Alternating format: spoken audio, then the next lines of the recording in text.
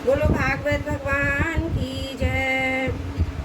षष्ठम स्कंद 12वां अध्याय वृत्तासुर का वध। श्री सुखदेव जी कहते हैं, राजन, वृत्तासुर रणभूमि में अपना शरीर छोड़ना चाहता था, क्योंकि उसके विचार से इंद्र पर विजय प्राप्त करके स्वर्ग पाने की अपेक्षा मरकर भगवान को प्राप्त करना श्रेष्ठ था। इसलिए जैसे प्रलयकालीन जल में कीटवासुर भगवान विष्णु पर चोट करने के लिए दौड़ा था, वैसे ही अभी त्रिशूल उठाकर इंद्र पर टूटा। वीर वृत्तासुर ने प्रलयकालीन अग्नि की लपटों के समान तीखी नोकों वाले त्रिशूल को घुमाकर बड़े वेग से इंद्र पर चलाया।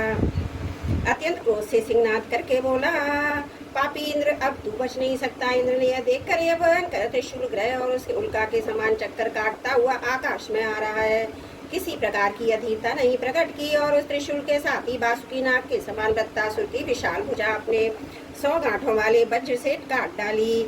एक बाएं कट जाने पर वृत्तासुर को बहुत क्रोध आया। उसने वज्रधारी इंद्र के पास जाकर उनकी थोड़ी में गजराज ऐरावत पर परीख से ऐसा प्रहार किया कि उसके हाथ से वज्र गिर पड़ा। वृत्तासुर के इस अत्यंत अलौकिक कार्य को देखकर देवता, असुर, चारण, सिद्धगण आदि सभी प्रशंसा करने लगे, परंतु इंद्र का संकट देखकर वे ही लोग बार बार हाय हाय कहकर चिल्लाने लगे। परीक्षित यह वज्र इंद्र के हाथ से छूटकर वृत्तासुर के पास ही जा पड़ा था, इसलिए लज्जित होकर इंद्र ने उसे फिर नहीं उठाया। तब वृत्तासुर ने कहा, इंद्र, तुम वज्र उठाकर अपने शत्रु को मार डालो, यह विषाद करने का समय नहीं है। देखो, सर्वज्ञ सनातन आदि पुरुष भगवान ही जगत की उत्पत्ति, स्थिति और प्रलय करने में समर्थ है। उनके अतिरिक्त देहाभिमानी और युद्ध के लिए उत्सुक आतताइयों को सर्वदा जय ही नहीं मिलती। वे कभी जीतते हैं तो कभी हारते हैं। ये सब लोग और लोकपाल जाल में फंसे हुए पक्षियों की भांति जिसकी अधीनता में विवश होकर चेष्टा करते हैं, वह काल ही सबकी जय पराजय का कारण है। वही काल मनुष्य के मनोबल, इंद्रिय बल, शरीर बल, प्राण, जीवन और मृत्यु के रूप में स्थित है। मनुष्य उसे न जानकर जड़ शरीर को ही जड़ पराजय आदि का कारण समझता है। इंद्र जैसे काठ की पुतली और यंत्र का हरिण नाचने वाले के हाथ में होते हैं, वैसे ही तुम समस्त प्राणियों को भगवान के अधीन समझो। भगवान के कृपा प्रसाद के बिना पुरुष, प्रकृति, महत्त्व, अहंकार, पंचभूत, इंद्रियां और अंत कारण चतुष्टय के कोई भी इस विश्व की उत्पत्ति आदि में करने में समर्थ नहीं हो सकते। जिसे इस बात का भय नहीं है कि भगवान ही सबका नियंत्रण करते हैं, वही परतंत्र जीव को स्वतंत्र करता भोक्ता मान बैठता है। वस्तुतः स्वयं भगवान ही प्राणियों के द्वारा प्राणियों की रचना, उन्हीं के द्वारा उनका संहार करते हैं। जिस प्रकार इच्छा न होने पर भी समय विपरीत होने से मनुष्य को मृत्यु, अपयश आदि प्राप्त होते हैं, वैसे ही समय की अनुकूलता होने पर, इच्छा न होने पर भी उसे आयु, लक्ष्मी, यश और ऐश्वर्य आदि भोग भी मिल जाते हैं। इसलिए यश, अपयश, जय पराजय, सुख दुख, जीवन मरण, इनमें से किसी एक की इच्छा न रखकर सभी परिस्थितियों में संभाव से रहना चाहिए। हर्ष, शोक के वशीभूत नहीं होना चाहिए। सत्य, रज और तम ये तीनों गुण प्रकृति के हैं, आत्मा के नहीं। अतः जो पुरुष आत्मा को उनका साक्षीपन मात्र जानता है, वह उनके गुण दोष से लिप्त नहीं होता। देवराज इंद्र, मुझे भी तो देखो, तुमने मेरा हाथ और शस्त्र काट कर एक प्रकार से मुझे परास्त कर दिया है, फिर भी मैं अपने प्राण लेने के लिए यथाशक्ति प्रयत्न कर रहा हूँ। यह युद्ध क्या है? एक जुए का खेल। इसमें प्राण की बाजी लगती है, बाणों के पासे डाले जाते हैं, वाहन ही चौसर है। इसमें पहले से ये बात नहीं मालूम होती कि कौन जीतेगा कौन हारेगा। श्री सुखदेव जी कहते हैं, परीक्षित, वृत्तासुर के ये सत्य एवं निष्कपट वचन सुनकर इंद्र ने उनका आदर किया और अपना वज्र उठा लिया। इसके बाद बिना किसी प्रकार का आश्चर्य किए मुस्कुराते हुए वे कहने लगे। देवराज इंद्र ने कहा, अहो दानवराज, सचमुच तुम सिद्ध पुरुष हो, तभी तो तुम्हारा धैर्य, निश्चय और भगवत धाम इतना विलक्षण है कि तुमने समस्त प्राणियों के स्वद आत्मस्वरूप जगदीश्वर की अनन्य भाव से भक्ति की है।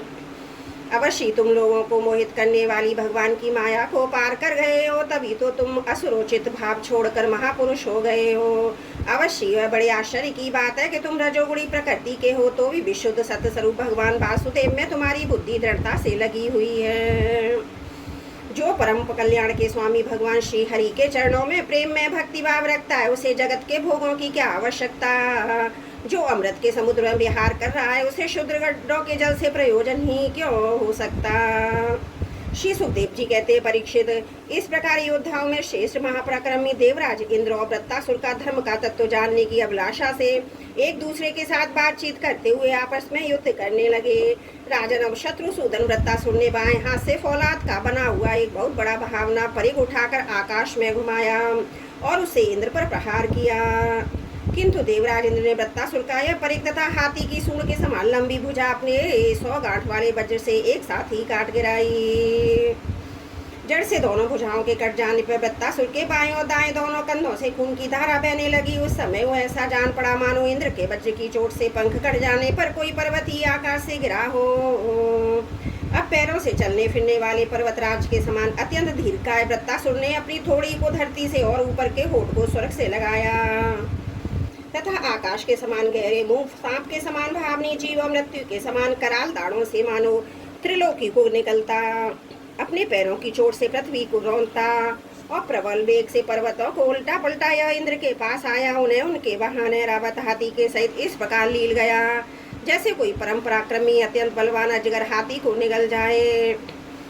प्रजापतियों महर्षियों के साथ देवताओं ने जब देखा कि वृत्तासुर को इंद्र को निकल गया है, तब तो वे अत्यंत दुखी हो गए तथा हाय हाय बड़ा ही अनर्थ हो गया, यूं कहकर विलाप करने लगे। बल दैत्य का संहार करने वाले देवराज इंद्र ने महापुरुष विद्या नारायण कवच से अपने को सुरक्षित कर रखा था। उनके पास योग माया का बल था ही, इसलिए वृत्तासुर के निकलने पर उसके पेट में पहुंच कर भी वे मरे नहीं। उन्होंने अपने वज्र से उसकी कोख फाड़ डाली और उसके पेट से निकलकर बड़े वेग से उसका पर्वत शिखर का समान ऊंचा सिर काट डाला। सूर्य आदि ग्रहण की उत्तरायण दक्षिणायन रूप गति में जितना समय लगता है उतने दिनों में अर्थात 1 वर्ष में व्रत बध का योग उपस्थित होने पर घूमते हुए तीव्र वेगशाली वज्र ने उसकी गर्दन को सब ओर से काटकर भूमि पर गिरा दिया। उस समय आकाश में दुंदुभियां बजने लगी। महर्षियों के साथ गंधर्व सिद्ध आदि व्रत घाती इंद्र का पराक्रम सूचित करने वाले मंत्रों से उसकी स्तुति करके बड़े आनंद के साथ उन पर पुष्पों की वर्षा करने लगे। शत्रु दमन परीक्षित उस समय वृत्तासुर के शरीर से उसकी आंख में ज्योति बाहर निकली और इंद्र आदि सब लोगों के देखते देखते सर्वलोकातीत भगवान के स्वरूप में लीन हो गई। बोलो भागवत भगवान की जय। 6वां स्कंद 12वां अध्याय समाप्त। त्रुटियों के लिए क्षमा प्रार्थी हूँ। बोलो भागवत भगवान की जय। 6वां स्कंद 13वां अध्याय इंद्र पर ब्रह्मत्या का आक्रमण। श्री सुखदेव जी कहते हैं, महादानी परीक्षित, वृत्तासुर की मृत्यु से इंद्र के अतिरिक्त तीनों लोक और लोकपाल तत्क्षण परम प्रसन्न हुए। उनका भय उनकी चिंता जाती रही। युद्ध समाप्त होने पर देवता ऋषि पितर भूत दैत्य और देवताओं के अनुचर गंधर्व आदि इंद्र से बिना पूछे ही अपने अपने लोक को लौट गए। इसके पश्चात ब्रह्मा शंकर और इंद्र आदि भी चले गए। राजा परीक्षित ने पूछा, भगवान, मैं देवराज इंद्र की अप्रसन्नता का कारण सुनना चाहता हूँ। जब वृत्तासुर के वध से सभी देवता सुखी हुई तब इंद्र को दुख देने का ही कारण क्या था? श्री सुखदेव जी कहते हैं, परीक्षित, जब वृत्तासुर के पराक्रम से भी सभी देवता ऋषि महर्षि अत्यंत भयभीत हो गए तब उन लोगों ने उसके वध के लिए इंद्र से प्रार्थना की, परंतु वे ब्रह्मत्या के भय से उसे मारना नहीं चाहते थे। देवराज इंद्र ने उन लोगों से कहा, देवता और ऋषियों, मुझे विश्वरूप के वध से जो ब्रह्मत्या लगी थी उसे तो स्त्री पृथ्वी और अन्य वृक्षों ने कृपा करके बांट लिया। अब यदि मैं व्रत का व्रत करूं तो इसकी हत्या से मेरा छुटकारा कैसे होगा? श्री सुखदेव जी कहते हैं, देवराज इंद्र की बात सुनकर ऋषियों ने उनसे कहा, देवराज, तुम्हारा कल्याण हो तो तनिक भी भय मत करो, क्योंकि हम अश्वमेघ यज्ञ कराकर तुम्हें सारे पापों से मुक्त करा देंगे। अश्वमेघ यज्ञ द्वारा सबके अंतर्यामी सर्वशक्तिमान परमात्मा नारायण देव की आराधना करके तुम संपूर्ण जगत का वध करने इसके पाप से भी मुक्त हो सकोगे। फिर वृत्तासुर के वध की तो बात ही क्या है। देवराज भगवान के नाम कीर्तन मात्र से ही ब्राह्मण पिता, गौ माता, आचार्य आदि की हत्या करने वाले महापापी, कुत्ते का मांस खाने वाले चांडाल कसाई भी शुद्ध हो जाते हैं। हम लोग अश्वमेघ नामक महायज्ञ का अनुष्ठान करेंगे। उसके द्वारा श्रद्धा पूर्वक भगवान की आराधना करके तुम ब्रह्म पर्यंत समस्त चराचर जगत की हत्या के भी पाप से लिप्त नहीं होंगे। फिर इस दुष्ट को दंड देने के पाप से छूटने की तो बात ही क्या है। श्री सुखदेव जी कहते हैं, परीक्षित, इस प्रकार ब्राह्मणों से प्रेरणा प्राप्त करके देवराज इंद्र ने वृत्तासुर का वध किया था। उसके मारे जाने पर ब्रह्मत्या इंद्र के पास आई। उसके कारण इंद्र को बड़ा कलेश, बड़ी जलन सहनी पड़ी। उन्हें एक क्षण के लिए भी चैन नहीं बढ़ता था। सच में जब किसी संकोची सज्जन पर कलंक लग जाता है तब उसके धैर्य आदि गुण भी उसे सुखी नहीं कर पाते। देवराज इंद्र ने देखा कि ब्रह्मत्या साक्षात चंडाली के समान उनके पीछे पीछे दौड़ी आ रही है। बुढ़ापे के कारण उसके सारे अंग कांप रहे हैं और क्षय रोग से सता रहा है। उसके सारे वस्त्र खून से लथपथ हो रहे हैं। वह अपने सफेद सफेद बालों को बिखरे ठहर जा इस प्रकार चिल्लाती आ रही है। उसके श्वास के साथ मछली की सी दुर्गंध आ रही है, जिसके कारण मार्ग भी दूषित होता जा रहा है। राजन देव राजेंद्र उसके वैसे दिशाओं आकाश में भागते फिरे। अंत में कहीं भी शरण न मिलने के कारण उन्होंने पूर्व उत्तर के कोने में स्थित मानसरोवर में शीघ्रता से प्रवेश किया। देवराजेंद्र मानसरोवर के कर कमलाल के तंतुओं में 1000 वर्षों तक छिपकर निवास करते रहे। सोचते रहे ब्रह्मत्या से मेरा छुटकारा कैसे होगा। इतने दिनों तक उन्हें भोजन के लिए किसी प्रकार की सामग्री न मिल सकी, क्योंकि वे अग्नि देवता के मुख से भोजन करते हैं। अग्नि देवता जल के भीतर कमल तंतुओं में जा नहीं सकते थे। जब तक देवराजेंद्र कमल तंतुओं में रहे तब तक वो अपनी विद्या तपस्या योग बल के प्रभाव से राजा नहुष स्वर्ग का शासन करते रहे। परंतु जब उन्होंने संपत्ति और ऐश्वर्य के मत से अंधे होकर इंद्र पत्नी शची के साथ अनाचार करना चाहा, तब शची ने उनसे ऋषियों का अपराध करवा कर उन्हें शाप दिला दिया, जिससे वे सांप हो गए। तदंतर जब सत्य के परम पोषक भगवान का ध्यान करने से इंद्र के पाप नष्ट प्राय हो गए, तब ब्राह्मणों के बुलवाने पर वे पुनः स्वर्गलोक में गए। कमल विहारिणी विष्णुपति लक्ष्मी जी इंद्र की रक्षा कर रही थी। पूर्वोत्तर दिशा के अधिपति रुद्र ने पाप को पहले ही निस्तेज कर दिया था, जिससे वह इंद्र पर आक्रमण नहीं कर सका। परीक्षित इंद्र के स्वर्ग में आ जाने पर ब्रह्म ऋषियों ने वहां कर भगवान की आराधना के लिए इंद्र को अश्वमेध यज्ञ की दीक्षा दी। उनसे अश्वमेध यज्ञ कराया। जब वेदवादी ऋषियों ने उनसे अश्वमेध यज्ञ कराया, तब देवराज इंद्र ने उस यज्ञ के द्वारा सर्वदेव स्वरूप पुरुषोत्तम भगवान की आराधना की। तब भगवान की आराधना के प्रभाव से वृत्तासुर के वध की बहुत बड़ी पाप राशि इस भगवान भस्म हो गई, जैसे सूर्योदय से कोहरे का नाश हो जाता है। जब मरीचि आदि मुनीश्वरों ने उनसे विधि पूर्वक अश्वमेध यज्ञ कराया, तब उसके द्वारा सनातन पुरुष यज्ञपति भगवान की आराधना करके इंद्र सब पापों से छूट गए और पूर्ववत फिर पूजनीय हो गए। परीक्षित इस श्रेष्ठ आख्यान में इंद्र की विजय, उनकी पापों से मुक्ति, भगवान के प्यारे भक्त वृत्तासुर का वर्णन हुआ। इसमें तीर्थों को भी तीर्थ बनाने वाले भगवान के अनुग्रह आदि गुणों का संकीर्तन है। यह सारे पापों को धोवाता है, भक्ति को बढ़ाता है। बुद्धिमान पुरुषों को चाहिए कि वे इंद्र संबंधी आख्यान को सदा सर्वदा पढ़ें और सुने। विशेषतः पर्वों के अवसर पर तो अवश्य इसका सेवन करें। ये धन और यश को बढ़ाता है, सारे पापों से छुड़ाता है, शत्रु पर विजय प्राप्त कराता है, आयु और मंगल की अभिवृद्धि करता है। बोलो भागवत भगवान की जय। षष्ठम स्कंद 13वां अध्याय समाप्त। त्रुटियों के लिए क्षमा प्रार्थी हूँ। बोलो भागवत भगवान की जय। षष्ठम स्कंद 14वां अध्याय। वृत्तासुर का पूर्व चरित्र। राजा परीक्षित ने कहा, भगवान वृत्तासुर का स्वभाव तो बड़ा रजोगुणी तमोगुणी था। वह देवताओं को कष्ट पहुंचाने कर पाप भी करता ही था। ऐसी स्थिति में भगवान नारायण के चरणों में उसकी सुदृढ़ भक्ति कैसे हुई। हम देखते हैं कि प्राय शुद्ध सत्यमय देवता पवित्र हृदय ऋषि भी भगवान की परम प्रेममयी अनन्य भक्ति से वंचित ही रह जाते हैं। सचमुच भगवान भक्ति बड़ी दुर्लभ है। भगवान इस जगत के प्राणी पृथ्वी के धूल कणों के समान ही असंख्य हैं। उनमें से कुछ मनुष्य आदि श्रेष्ठ जीव ही अपनी कल्याण की चेष्टा करते हैं। ब्रह्मन उनमें भी संसार से मुक्ति चाहने वाले तो बिरले ही होते हैं, और मोक्ष चाहने वाले हजारों में मुक्ति या सिद्धि लाभ तो कोई सा कर ही पाता है।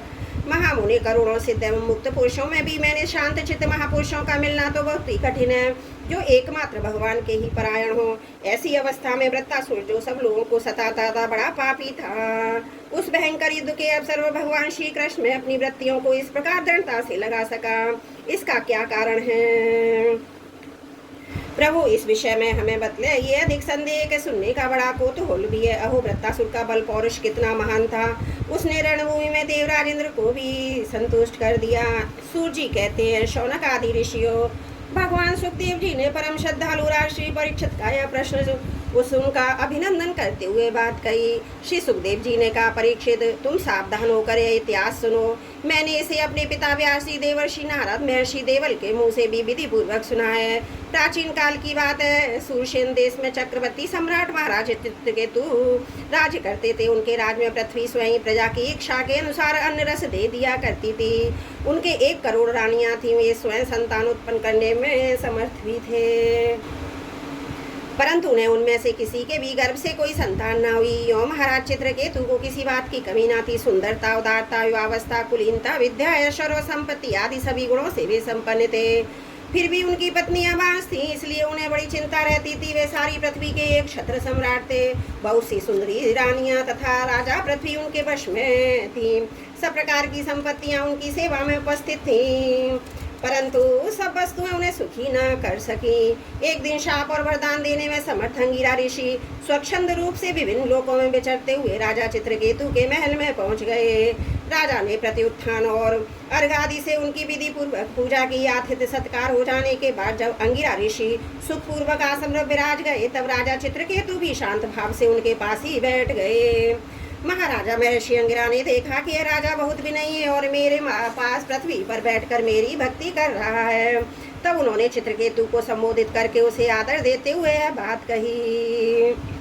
अंगिरा ऋषि ने कहा, राजन तुम अपनी प्रकृति, गुरु, मंत्री, राष्ट्र, दुर्ग, कोश, सेना और मित्र के साथ सकुशल तो होना। जैसे जीव में तो आदि 7 आवरणों से घिरा रहता है, वैसे ही राजा भी इन 7 प्रकृतियों से घिरा रहता है। उनके कुशल से ही राजा की कुशल है। नरेंद्र, जिस प्रकार राजा अपनी उपयुक्त प्रकृति के अनुसार रहने पर ही राज्य सुख भोग सकता है, वैसे ही प्रकृतियां भी उसकी रक्षा का भार राजा पर छोड़कर सुख और समृद्धि लाभ कर सकती हैं। राजन तुम्हारी रानियां, प्रजा, मंत्री, सलाहकार, सेवक, व्यापारी, अमात्य, दीवान, नागरिक, देशवासी, मंडलेश्वर, राजा और पुत्र तुम्हारे वश में तो है ना। सच्ची बात तो है कि जिसका मन अपने वश में है उसके ये सभी वश में होते हैं। इतना ही नहीं, सभी लोग और लोकपाल भी बड़ी सावधानी से उसे भेंट देकर उसकी प्रसन्नता चाहते हैं। परंतु मैं देख रहा हूँ कि तुम स्वयं संतुष्ट नहीं हो। तुम्हारी कोई कामना पूर्ण है। तुम्हारे मुंह पर किसी आंतरिक चिंता के चिन्ह झलक रहे हैं। तुम्हारे इस असंतोष का कारण कोई और या को स्वयं तुम ही हो। परीक्षित महर्षि अंगिरा जानते हैं कि राजा के मन में किस बात की चिंता है। फिर भी उन्होंने उससे चिंता के संबंध में अनेकों प्रश्न पूछे। चित्रकेतु को संतान की कामना थी, अतः महर्षि के पूछने पर उन्हें विनय से झुककर निवेदन किया। सम्राट चित्रकेतु ने कहा, भगवान, जिन योगियों की तपस्या, ज्ञान, धारणा, ध्यान और समाधि के द्वारा सारे पाप नष्ट हो सकते हैं, उनके लिए प्राणियों के बाहर भीतर की ऐसी कौन सी बात है जिसे वे न जानते हो। ऐसा होने पर जब आप सब कुछ जानबूझकर मुझसे मेरे मन की बात पूछ रहे हैं, तब मैं आपकी आज्ञा प्रेरणा से अपनी चिंता आपके चरणों में निवेदन करता हूँ। मुझे पृथ्वी का साम्राज्य, ऐश्वर्य, संपत्तियां, जिनके लिए लोकपाल भी लाड़ित रहते हैं, प्राप्त है, परंतु संतान न होने के कारण मुझे इन सुख भोगों से उसी प्रकार तनक भी शांति नहीं मिल रही है जैसे भूखे प्यासे प्राणी को अन्न जल के बिना दूसरे भोगों से। महाभाग्यवान महर्षि, मैं तो दुखी हूँ। पिंडदान न मिलने की आशंका से मेरे पितर भी दुखी हो रहे हैं। अब आप मुझे संतान दान करके परलोक में प्राप्त होने वाले घोर नरक से उबारिए और ऐसी व्यवस्था कीजिए कि मैं लोक परलोक के सब दुखों से छुटकारा पा लूं। श्री सुखदेव जी कहते हैं, परीक्षित, जब राजा चित्रकेतु ने इस प्रकार प्रार्थना की, तब सर्व समर्थ एवं परम कृपालु ब्रह्मपुत्र भगवान अंगिरा ने त्वष्टा देवता के योग्य चरु निर्माण करके उससे उनका यजन किया। परीक्षित, राजा चित्रकेतु की रानियों में सबसे बड़ी और सद्गुणी महारानी कृतदुति थी। महर्षि अंगिरा ने उन्हीं को यज्ञ का अवशेष प्रसाद दिया और राजा चित्रकेतु से कहा, राजन, तुम्हारी पत्नी के गर्भ से एक पुत्र होगा जो तुम्हें हर्ष शोक दोनों ही देगा। ये कहकर अंगिरा ऋषि चले गए। इस यज्ञ अवशेष प्रसाद के खाने से महारानी कृतदुति ने महाराजा चित्रकेतु के द्वारा गर्भ धारण किया, जिससे कृतिका ने अपने घर में अग्नि कुमार को धारण किया था। महाराजा सूरसेन देश के राजा चित्रकेतु के तेज से घृत धुतिका का गर्भ शुक्ल पक्ष के चंद्रमा के समान दिनों दिन क्रम से बढ़ने लगा। तदंतर समय आने पर महारानी कृतदुति के गर्भ से एक सुंदर पुत्र का जन्म हुआ। उसके जन्म का समाचार पाकर सूरसेन की देश की प्रजा बहुत ही आनंदित हुई। सम्राट चित्रकेतु के आनंद का तो कहना ही क्या था। वे स्नान करके पवित्र हुए। फिर उन्होंने वस्त्र आभूषण सुसज्जित हो ब्राह्मणों से स्वस्ति वाचन कराकर और आशीर्वाद लेकर पुत्र का जात कर्म संस्कार करवाया। उन्होंने उन ब्राह्मणों को सोना, चांदी, वस्त्र, आभूषण, गांव, घोड़े, हाथी, 6 अर्बुद गौर दान की। उदार शिरोमणि राजा चित्रकेतु ने पुत्र के धनी यश और आयु की वृद्धि के लिए दूसरे लोगों को भी मुंह मांगी वस्तुएं दी। ठीक उसी प्रकार जैसे मेघ सभी जीवों का मनोरथ पूर्ण करता है, परीक्षित जैसे यदि किसी कंगाल को बड़ी कठिनाइयों से कुछ धन मिल जाए तो उसमें उसकी आसक्ति हो जाती है, वैसे ही बहुत कठिनाई से प्राप्त हुए उस पुत्र में राजर्षि चित्रकेतु का स्नेह बंधन दिनों दिन दृढ़ होने लगा। माता कृतदुति को भी अपने पुत्र पर मोह के कारण बहुत ही स्नेह था, परंतु उनकी 7 रानियों के मन को पुत्र की कामना और भी जलन होने लगी। प्रतिदिन बालक का लाड़ प्यार करते रहने के कारण सम्राट चित्रकेतु का जितना प्रेम बच्चे की माँ कृतदुति में था उतना ही दूसरी रानियों में न रहा। इस प्रकार एक तो वे रानियां संतान न होने के कारण ही दुखी थी, दूसरे राजा चित्रकेतु ने उनकी उपेक्षा कर दिया था। वे से अपने को धिक्कारने और मन ही मन जलने लगी। वे आपस में कहने लगी, अरे बहनों, पुत्रहीन स्त्री बहुत ही अभाग्नी होती है। पुत्र सोते तो दासी के समान उनका तिरस्कार करती है और तो स्वयं पति देवी उसे पत्नी करके नहीं मानते। सचमुच पुत्रहीन स्त्री धिक्कार के योग्य। भला दासियों को क्या दुख है, वो तो अपने स्वामी की सेवा करके निरंतर सम्मान पाती रहती हैं, परंतु हम अभाग्नी तो इस समय उनसे भी गई बीती हो रही हैं और दासियों की दासी के समान बार बार तिरस्कार पा रही हैं। परीक्षित इस प्रकार वे रानियां अपनी सौत की गोद भरी देखकर जलती रहती थी। राजा भी उनकी ओर से उदासीन हो गए थे। फलतः उनके मन में कृतदुति के प्रति बहुत अधिक द्वेष हो गया। द्वेष के कारण रानियों की बुद्धि मारी गई, उनके चित्त में क्रूरता छा गई। उन्हें अपने पति चित्रकेतु का पुत्र स्नेह सहन न हुआ, इसलिए उन्होंने चिढ़कर नन्हे से राजकुमार को विष दे दिया। महारानी कृतदुति को सौतों की इस घोर पापमयी करतूत का कुछ भी पता न था। उन्होंने दूर से देखकर समझ लिया कि बच्चा सो रहा है, इसलिए वे महल में इधर उधर डोलती रही। बुद्धिमती रानी ने यह देखकर कि बच्चा बहुत देर से सो रहा है, धाय से कहा, कल्याणी मेरे लाल को ले आ। धा ने सोते हुए बालक के पास जाकर देखा कि उसके नेत्रों की पुतलियां उलट गई हैं, प्राण इंद्रिया जीवात्मा ने भी उसके शरीर से विदा ले ली है। यह देखते ही हाय रे मैं मारी गई, इस प्रकार कहकर वह धरती पर गिर पड़ी। धाय अपने दोनों हाथों से छाती पीट पीट कर अपने आर्त स्वर में जोर जोर से रोने लगी। उसका रोना सुनकर महारानी कृतदुति जल्दी जल्दी उसके पुत्र के शयन गृह में पहुंची और उन्होंने देखा कि मेरा छोटा सा बच्चा अकस्मात मर गया है। तब वे अत्यंत शोक के कारण मूर्छित होकर पृथ्वी पर गिर पड़ी। उनके सिर के बाल बिखर गए, शरीर पर के अस्त व्यस्त हो गए वस्त्र। तदंतर महारानी का रुदन सुनकर निवास के सभी स्त्री पुरुष वहां दौड़ाए। सहानुभूति वश अत्यंत दुखी होकर रोने लगे। वे हत्यारी रानियां भी वहां आकर झूठ मूठ रोने का ढोंग करने लगी। जब राजा चित्रकेतु को पता लगा कि मेरे पुत्र की अकारण ही मृत्यु हो गई है, तब अत्यंत स्नेह के कारण शोक के आवेग से उसकी आंखों के सामने अंधेरा छा गया। वे धीरे धीरे अपने मंत्रियों ब्राह्मणों के साथ मार्ग में गिरते पड़ते मृत बालक के पास पहुंचे और मूर्छित होकर उसके पैरों के पास गिर पड़े। उनके केश और वस्त्र इधर उधर बिखर गए। वे लंबी लंबी सांसें लेने लगी। आंसुओं की अधिकता से उनका गला रुध गया और वे कुछ भी बोल ना सके। पति प्राणा रानी कृतदुति अपने पति चित्रकेतु को अत्यंत शोकाकुल और इकलौते नन्हे से बच्चे को मरा हुआ देख भांति भांति से विलाप करने लगी। उनका यह दुख देखकर मंत्री आदि सभी उपस्थित मनुष्य शोकग्रस्त हो गए। महारानी के नेत्रों से इतने आंसू बह रहे थे कि वे उनकी आंखों का अंजन लेकर केसर और चंदन से चर्चित वस्त्र स्थल को भिगोने लगे। उनके बाल बिखर रहे थे, उनमें गुथे हुए फूल गिर गए थे। इस प्रकार वे पुत्र के लिए कर्री पक्षी समान उच्च स्वर में विविध प्रकार से विलाप कर रही थीं। वे कहने लगी, अरे विधाता, सचमुच तू बड़ा मूर्ख है जो अपनी षष्ठी के प्रतिकूल चेष्टा करता है। बड़े आश्चर्य की बात है, बूढ़े बूढ़े जो जीते रहे हो बालक मर जाएं। यदि वास्तव में तेरे स्वभाव में ऐसी ही विपरीतता है, तब तू इसी जीवों का अमर शत्रु है। यदि संसार में प्राणियों के जीवन मरण का कोई चक्र न रहे तो मैं अपने प्रारब्ध के अनुसार जन्मते मरते रहेंगे, फिर तेरी आवश्यकता ही क्या है। तूने संबंधियों में मेरे स्नेह बंधन तो इसलिए डाल रखा है कि मैं तेरी षष्ठी को बढ़ाए, परंतु तू इस प्रकार बच्चों को मारकर अपने किए कराए पर अपने हाथों पानी फेर रहा है। फिर वे अपने मृत पुत्र की ओर देखकर कहने लगी, बेटा मैं तुम्हारे बिना अनाथों दीन हो रही हूँ, मुझे छोड़कर इस प्रकार चले जाना तुम्हारे लिए उचित नहीं है। तनिक आँख खोल कर देखो सही, तुम्हारे पिताजी तुम्हारे वियोग में कितने शोक संतप्त हो रहे हैं। बेटा, जिस घोर नरक को निसंतान पुरुष बड़ी कठिनाई से पार कर पाते हैं, उसे हम तुम्हारे सहारे अनायास ही पार कर लेंगे। अरे बेटा, तुम इस यमराज के साथ दूर मत जाओ, यह तो बड़ा ही निर्दयी है। मेरे प्यारे लल्ला ओ राजकुमार, उठो बेटा, देखो तुम्हारे साथी बालक तुम्हें खेलने के लिए बुला रहे हैं। तुम्हें सोते सोते बहुत देर हो गई, अब भूख लगी होगी, उठो कुछ खा लो, और कुछ नहीं है तो मेरा दूध ही पी लो। अपने स्वजन संबंधी हम लोगों को शोक दूर करो। प्यारे लाल, आज मैं तुम्हारे मुखारविंद पर भोली भाली मुस्कुराहट और आनंद भरी चितवन नहीं देख रही हूँ। मैं बड़ी अभाग्नी हूँ। हाय हाय, अब भी मुझे तुम्हारी सुमधुर तोतली बोली नहीं सुनाई दे रही है। क्या सचमुच निठुर यमराज तुम्हें उस परलोक में ले गया जहाँ से फिर कोई लौट कर नहीं आता? श्री सुखदेव जी कहते हैं, परीक्षित, जब सम्राट चित्रकेतु ने देखा कि मेरी रानी अपने मृत पुत्र के लिए इस प्रकार भांति भांति विलाप कर रही है, तब वे शोक से अत्यंत संतप्त हो फूट फूट कर रोने लगे। राजा रानी के इस प्रकार विलाप करने पर उनके अनुगामी स्त्री पुरुष भी दुखित होकर रोने लगे। इस प्रकार सारा नगर ही शोक से अचेत सा हो गया। राजन महर्षि अंगिरा, देवर्षि नारद ने देखा कि राजा चित्रकेतु पुत्र शोक के कारण चेतनाहीन हो रहे हैं, यहाँ तक कि उन्हें समझाने वाला भी कोई नहीं है। तब वे दोनों वहाँ आए। बोलो भागवत भगवान की जय। 6वां स्कंद 14वां अध्याय समाप्त। बोलो भागवत भगवान की जय। 6वां स्कंद 15वां अध्याय। चित्रकेतु को अंगिरा नारद जी का उपदेश। श्री सुखदेव जी कहते हैं, परीक्षित, राजा चित्रकेतु शोकाग्रस्त होकर मुद्दे के समान अपने मृत पुत्र के पास ही पड़े थे। अब महर्षि अंगिरा देवर्षि नारद उन्हें सुंदर सुंदर उक्तियों से समझाने लगे। उन्होंने कहा, राजन, जिसके लिए तुम इतना शोक कर रहे हो वह बालक इस जन्मों और पहले के जन्मों से तुम्हारा कौन था, उसके तुम कौन थे और अगले जन्मों में भी उसके साथ तुम्हारा क्या संबंध रहेगा।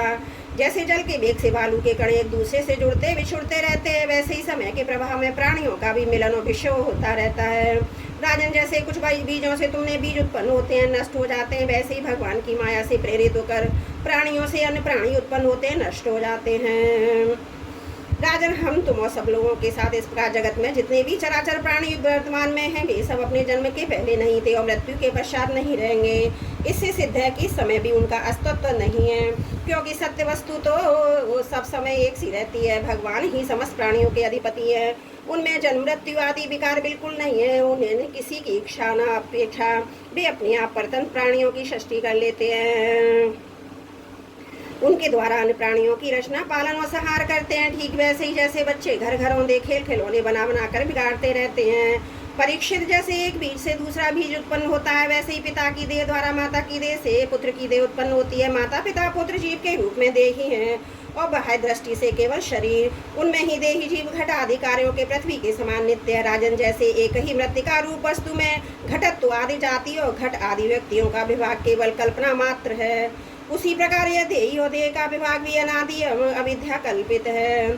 श्री सुखदेव जी कहते हैं, राजन, जब महर्षि अंगिरा और देवर्षि नारद ने इस प्रकार राजा चित्रकेतु को समझाया बुझाया, तब उन्होंने कुछ धीरज धारण करके शोक से मूर्छाई हुए मुख को हाथ से पहुंचा और उनसे कहा, राजा चित्रकेतु बोले, आप दोनों परम ज्ञान मानव महान से भी महान जान पड़ते हैं तथा अपने को अवधूत वेश में छिपा कर यहाँ आए हैं। कृपा करके बतलाइए, आप लोग कौन हैं? मैं जानता हूँ कि बहुत से भगवान के प्यारे ब्रह्मवेत्ता मेरे जैसे विचार युक्त प्राणियों को उपदेश करने के लिए उन्मत्त का सा भेष बनाकर पृथ्वी पर स्वच्छंद विचरण करते हैं। सनत कुमार नारद ऋषु अंगिरा देवल असित अपांतम व्यास मार्कंडे गौतम वशिष्ठ भगवान परशुराम कपिल देव शुकदेव दरवासा याज्ञवल्क्य जातुकर्ण आरुणि रोमश च्यवन दत्तात्रेय आसुरी पतंजलि और वेदशिरा भौति मुनि पंचशिरा हिरणानाभ कौशल शुद्धदेव और ऋतुध्वज ये सब तथा दूसरे सिद्धेव सरस्वती मुनि ज्ञान दान करने के लिए पृथ्वी पर विचरते रहते हैं। स्वामियों में विषय भोगों में फंसा हुआ मूढ़ बुद्धि ग्राम में पशुओं और अज्ञान के घोर अंधकार में डूब रहा हूँ। आप लोग मुझे ज्ञान की ज्योति से प्रकाश के केंद्र में लाइए। महर्षि अंगिरा ने कहा, राजन, जिस समय तुम पुत्र के लिए बहुत लालायित थे, तब मैंने ही तुम्हें पुत्र दिया था। मैं अंगिरा हूँ। ये जो तुम्हारे सामने खड़े हैं स्वयं ब्रह्मा जी के पुत्र सर्वसमर्थ देवर्षि नारद हैं। जब हम लोगों ने देखा कि तुम पुत्र शोक के कारण बहुत ही घने अंधकार में डूब रहे हो, तब सोचा कि तुम भगवान के भक्त हो, शोक करने योग्य नहीं हो, अतः तुम पर अनुग्रह करने के लिए ही हम दोनों यहाँ आए हैं। राजन, सच्ची बात तो है कि भगवान और ब्राह्मणों का भक्तों से किसी अवस्था में शोक नहीं करना चाहिए। जिस समय पहले मैं तुम्हारे घर आया था, उसी समय मैं तुम्हें परम ज्ञान का उपदेश देता, परंतु मैंने देखा अभी तो तुम्हारे हृदय में पुत्र की उत्कंठ लालसा है, इसलिए उस समय तुम्हें ज्ञान न देकर मैंने पुत्र ही दिया। अब तुम स्वयं अनुभव कर रहे हो कि पुत्रवानों को कितना दुख होता है। यही बात स्त्री घर धन विविध प्रकार के ऐश्वर्य संपत्तियां शब्द रूप रसादि विषय राज्य पृथ्वी राज्य सेना खजाना सेवक अमात्य सगे संबंधी इष्ट मित्र सबके लिए हैं, क्योंकि ये सबके सब अनित्य हैं। शूरसेन, अतएव ये सभी शोक मोह भय और दुख के कारण हैं। मन के खेल खिलौने हैं, सर्वदा कल्पित और मिथ्या हैं, क्योंकि ये न होने पर भी दिखाई पड़ रहे हैं। यही कारण है कि एक क्षण देखने पर भी दूसरे क्षण लुप्त हो जाते हैं। ये गंधर्व नगर स्वप्न जादू मनोरथ की वस्तुओं के समान सर्वदा असत्य है। जो लोग कर्म वासनाओं से प्रेरित होकर विषयों का चिंतन करते रहते हैं, उन्हीं का मन अनेक प्रकार के कर्मों की सृष्टि करता है। जीवात्मा का यह देह तो पंचभूत ज्ञानेन्द्रिया कर्मेंद्रिया का संगात है। जीव को विविध प्रकार के क्लेश और संताप देने वाली कही जाती है। इसलिए तुम अपने मन को विषयों से भटकने से रोककर शांत करो, स्वस्थ करो और फिर इसके मन के द्वारा अपने वास्तविक स्वरूप का विचार करो और इस द्वैत भ्रमण्य तत्व की बुद्धि छोड़कर परम शांति स्वरूप परमात्मा में स्थित हो जाओ। देवर्षि नारद ने कहा, राजन तुम एकाग्रचित से मुझसे ये मंत्रोपनिषद ग्रहण करो। इसे धारण करने से 7 रात में ही तुम्हें भगवान संकर्षण का दर्शन होगा।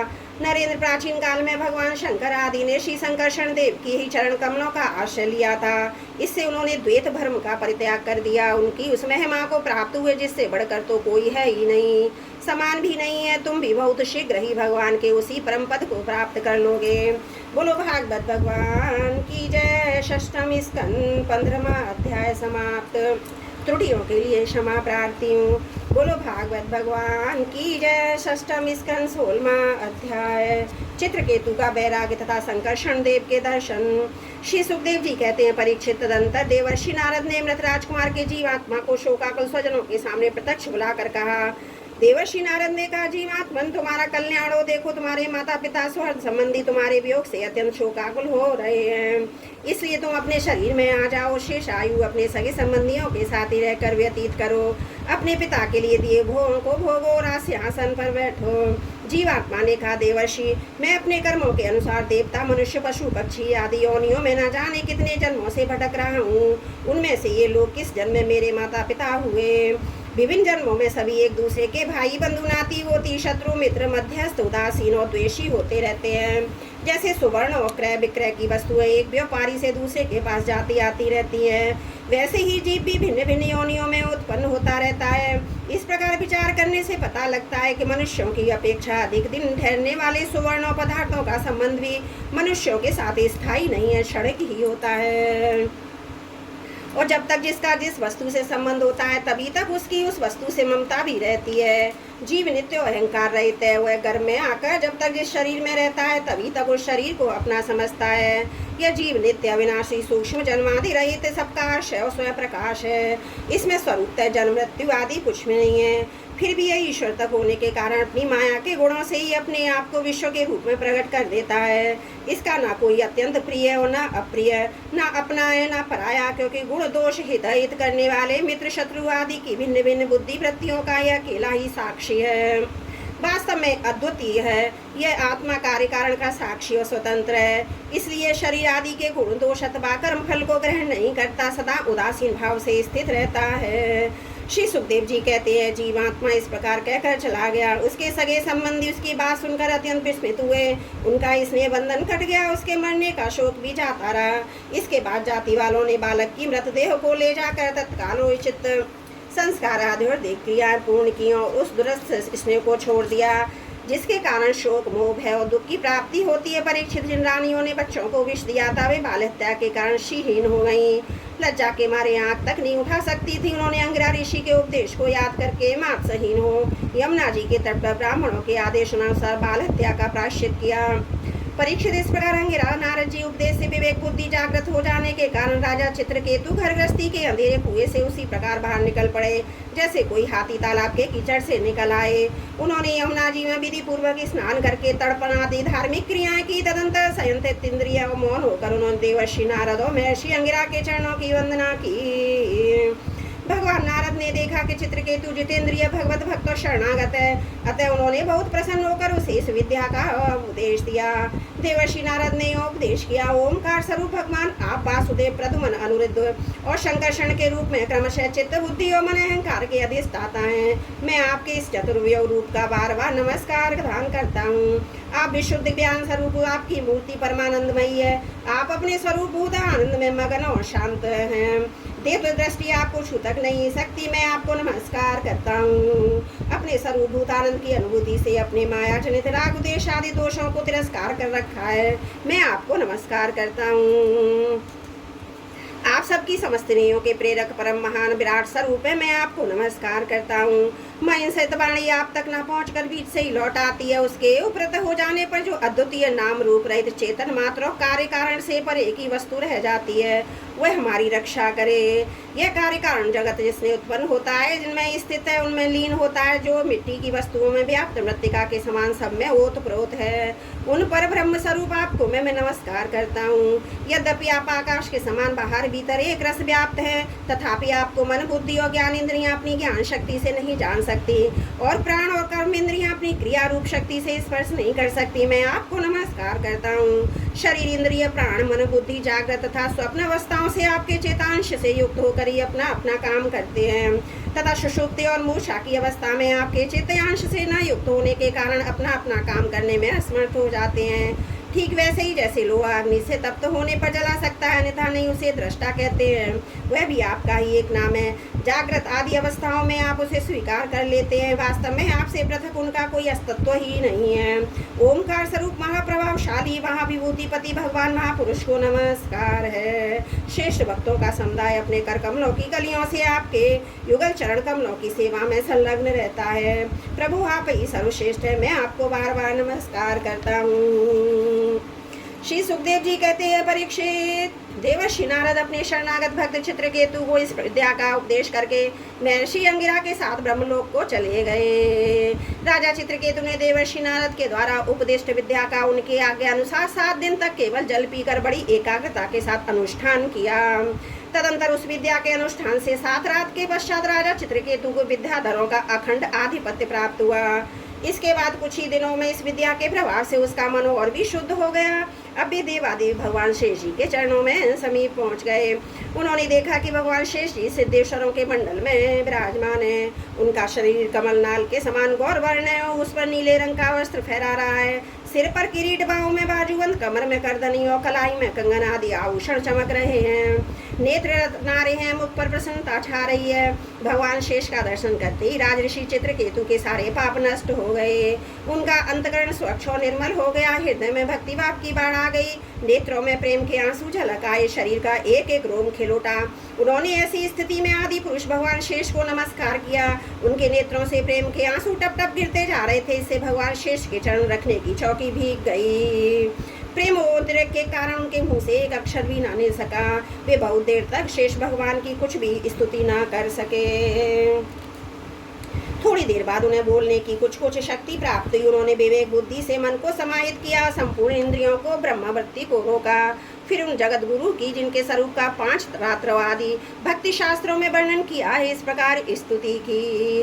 चित्रकेतु ने कहा, अजित जितेंद्रिय और समदर्शी साधुओं ने आपको जीत लिया है। आपने भी अपने सौंदर्य, माधुर्य, कारुण्य और गुणों से अपने वश में कर लिया है। अहो आप धन्य हैं, क्योंकि जो निष्काम भाव से आपका भजन करते हैं, उन्हें आप करुणा परवश होकर अपने आप को भी दे डालते हैं।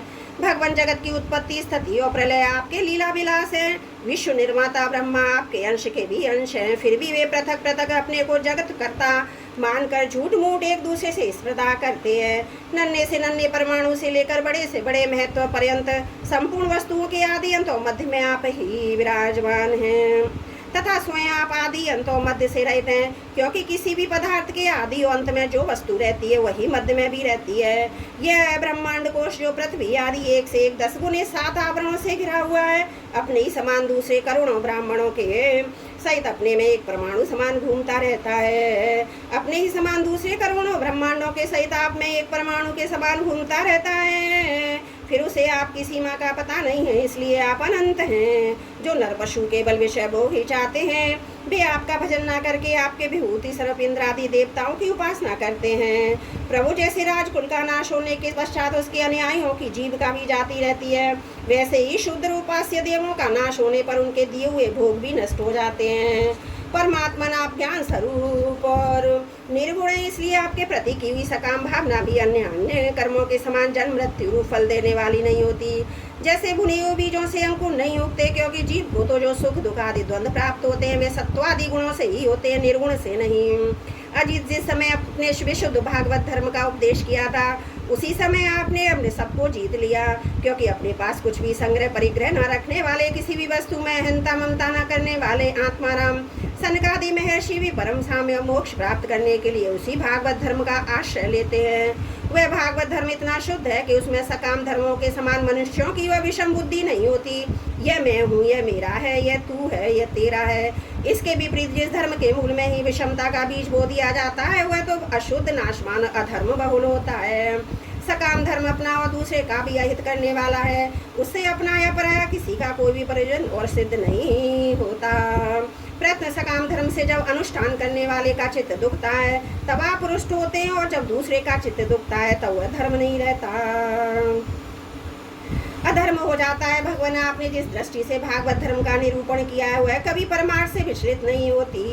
इसलिए जो संत पुरुष चराचर समस्त प्राणियों में समदृष्टि रखते हैं वे ही उसका सेवन करते हैं। भगवान आपके दर्शन मात्र से ही मनुष्यों के सारे पाप क्षीण हो जाते हैं। यह कोई असंभव बात नहीं है, क्योंकि आपका नाम एक बार सुनने से ही नीच चांडाल भी संसार से मुक्त हो जाता है।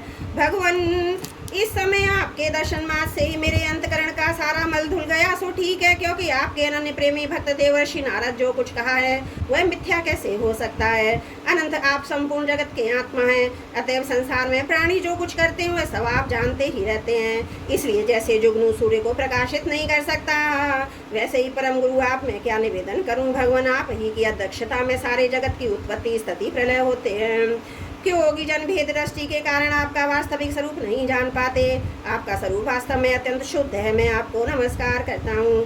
आपकी चेष्टा से शक्ति प्राप्त करके ही ब्रह्मा आदि लोग पालगण चेष्टा करने में समर्थ होते हैं। आपकी दृष्टि जीवित होकर ही ज्ञानेंद्रियां अपने अपने विषयों को ग्रहण करने में समर्थ होती हैं। यह भूमंडल आपके सिर पर सरसों के दाने के समान जान पड़ता है। मैं आप सहस्त्र शीर्षा भगवान को बार बार नमस्कार करता हूँ। श्री सुखदेव जी कहते हैं, परीक्षित, जब विद्याधरों के अधिपति चित्रकेतु ने अनंत भगवान की इस प्रकार स्तुति की तब उन्होंने प्रसन्न होकर उनसे कहा।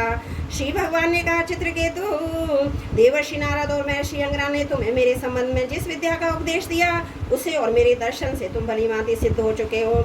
मैं ही समस्त प्राणियों के रूप में हूँ, मैं ही आत्मा हूँ और मैं ही पालन करता हूँ। और शब्द वेद ब्रह्म ये पर ब्रह्म दोनों ही मेरे सनातन रूप हैं। आत्मा कार्य कारणात्मक जगत में व्याप्त है, कार्य कारणात्मक जगत आत्मा में स्थित है तथा इन दोनों में अधिष्ठान रूप से व्याप्त हूँ और मुझ में ये दोनों कल्पित हैं। जैसे स्वप्न में सोया हुआ पुरुष स्वप्नतार होने पर संपूर्ण जगत को अपने में ही देखता है और स्वप्न के अंतर टूट जाने पर स्वप्न में ही जागता है और अपने को संसार के कोने में स्थित देखता है, परंतु वास्तव में वह भी स्वप्न ही है। जैसे जीव की जागृत अवस्थाएं परमेश्वर की ही माया है, यो जानकर सबके साक्षी मायातीत परमात्मा का ही स्मरण करना चाहिए। सोवा हुआ पुरुष इसकी सहायता से अपनी निंद्रा और उसके अतीन्द्रिय सुख का अनुभव करता है। वह ब्रह्म मैं ही हूँ, उसे तुम अपनी आत्मा समझो। पुरुष निंद्रा और जागृति इन दोनों अवस्थाओं का अनुभव करने वाला है। वह इन अवस्थाओं में अनुगत होने पर भी वास्तव में उनसे पृथक है। वह सब अवस्थाओं में रहने वाला अखंड एक रस ज्ञान ही ब्रह्म है, वही पर ब्रह्म है। जब जीव मेरे स्वरूप को भूल जाता है तब वो अपने को अलग मान बैठता है। इसी से इसके संसार चक्कर में पड़ना पड़ता है। जन्म पर जन्म और मृत्यु पर मृत्यु होती है। यह मनुष्योनि ज्ञान और विज्ञान का मूल स्रोत है। जो इसे पाकर भी अपने आत्मस्वरूप परमात्मा को नहीं जान लेता उसे कहीं किसी भी योनि में शांति नहीं मिल सकती। राजन, सांसारिक सुख के लिए जो चेष्टाएं की जाती हैं उनमें श्रम है, कलेश है, और जिस प्रकार सुख के उद्देश्य से भी की जाती हैं उसके ठीक विपरीत परम दुख देती हैं। किंतु कर्मों से निवृत्त हो जाने से किसी प्रकार का भय नहीं है। यह सोचकर बुद्धिमान पुरुष को चाहिए कि किसी प्रकार के कर्म अथवा उनके फलों का संकल्प न करें।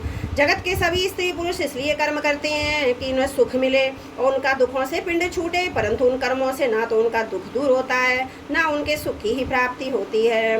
जो मनुष्य अपने को बहुत बड़ा बुद्धिमान मानकर कर्म के पचड़ों में पड़े हुए हैं उनको विपरीत फल मिलता है। यह बात समझ लेनी चाहिए। साथ ही यह भी जान लेना चाहिए कि आत्मा का स्वरूप अत्यंत सूक्ष्म है, जागृत है, स्वप्न है, सुषुप्त है। इन तीनों अवस्थाओं तथा उनके अभिमानियों से विलक्षण है। यह जानकर इस लोक में देखें और परलोक के सुनेंगे विषय भोगों में विवेक बुद्धि के द्वारा अपना पिंड छुड़ा लें और ज्ञान और विज्ञानों में ही संतुष्ट रहकर मेरा भक्त हो जाएं। जो लोग योग मार्ग का तत्व समझने में निपुण हैं उनको भली भांति समझ लेना चाहिए कि जीव का सबसे बड़ा स्वार्थ परमार्थ केवल इतना ही है कि वह ब्रह्म और आत्मा की एकता का अनुभव कर ले। राजन, यदि तुम मेरे इस उपदेश को सावधान होकर श्रद्धा भाव से धारण करोगे तो ज्ञान और विज्ञान से संपन्न होकर शीघ्र ही सिद्ध हो जाओगे।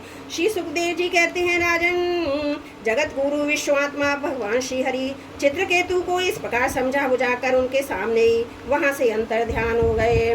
बोलो भागवत भगवान की जय। श्रीमद् भागवत महापुराण षष्ठम स्कंद 16वां अध्याय समाप्त। त्रुटियों के लिए क्षमा चाहती हूँ।